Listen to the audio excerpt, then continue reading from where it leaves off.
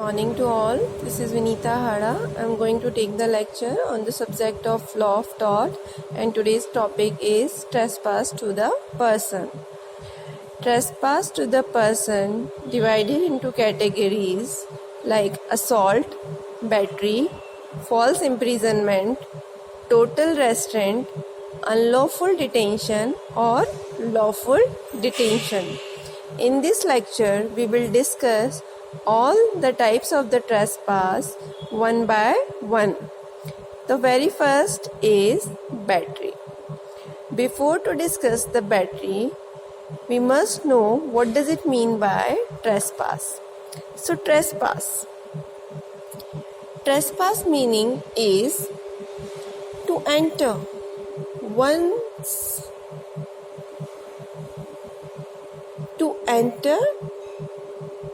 some person's privacy without any lawful justification is called trespass. So very first category of trespass we will discuss is battery. Battery is a wrong commits when a person intentionally applies force to another person without any lawful justification. Meaning, what does it mean by battery? In a very simple meaning, battery means when a person intentionally applies force to another person without any lawful justification, then he commits battery towards another person. So, what are the essential elements of battery? There are two essential elements of battery. The first one is there should be a use of force. Second, the same should be without any lawful justification, meaning thereby there must be a force, and the force should be without any lawful justification, means there must not be a lawful justification to use that force. Next is how the force commits. Use of force. When a person become liable to use a force, there are two conditions. The first one is even though the force used is very trivial and does not cause any harm, the wrong is still constituted, meaning thereby it is not necessary that force causes any physical harm, or force should be in a very strong manner. It may be a very slight, or it may be possible that because of use of force there may not be any physical harm. Even then, the force, if uses, it constitutes the wrong. The second is physical hurt. Physical hurt need not be there. So second point says to use the force, the necessity is not to prove the physical hurt. The few examples of the force I am mentioning here are use of stick, use of bullet or similar equipments, throwing water, spitting in a man's face, making a person fall by pulling his chair are some of the examples of force. How? If a person uses a stick to beat up another person, he uses force on another person and hence it becomes the battery.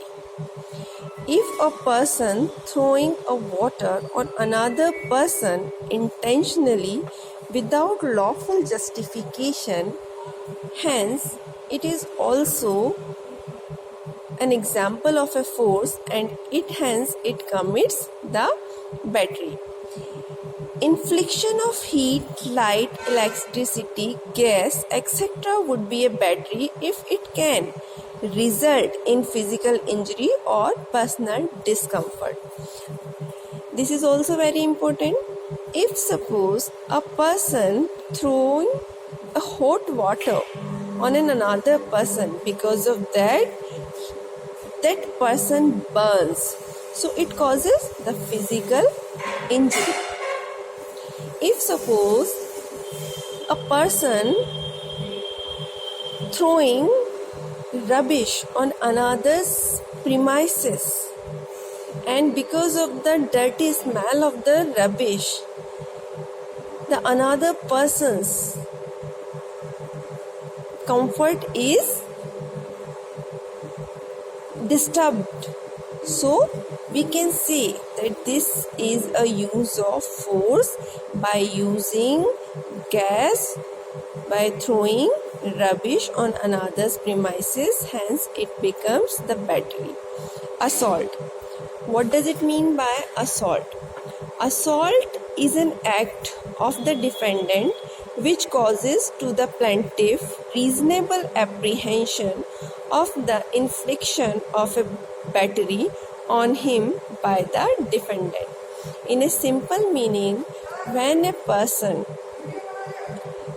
uses force on another person's to showing him that such person is apprehended to use the force on him, hence it is called assault. So what is the difference between the battery and the assault? Before to differentiate between both, we should know the essential elements of assault. There are 3 elements. The first one is there must be a reasonable apprehension of infliction of battery. So there must be a reasonable apprehension to commit a battery.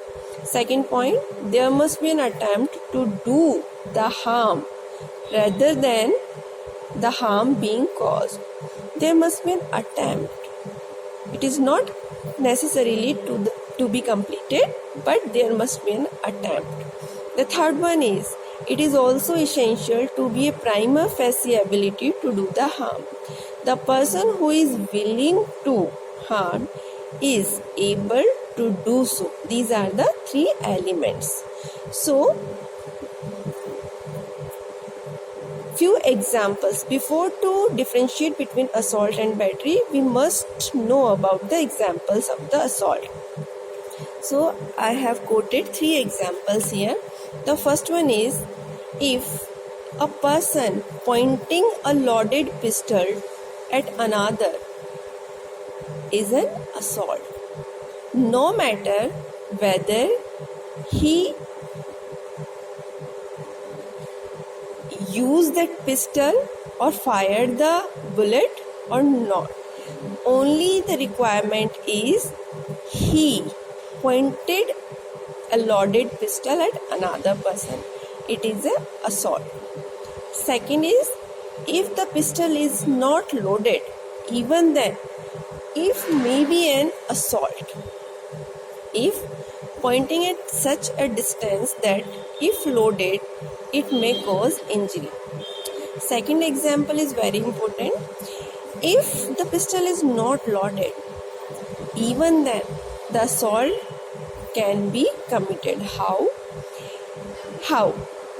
When the pistol is pointed out and the pistol is such a nearer distance to the person, at him the pistol is pointed out.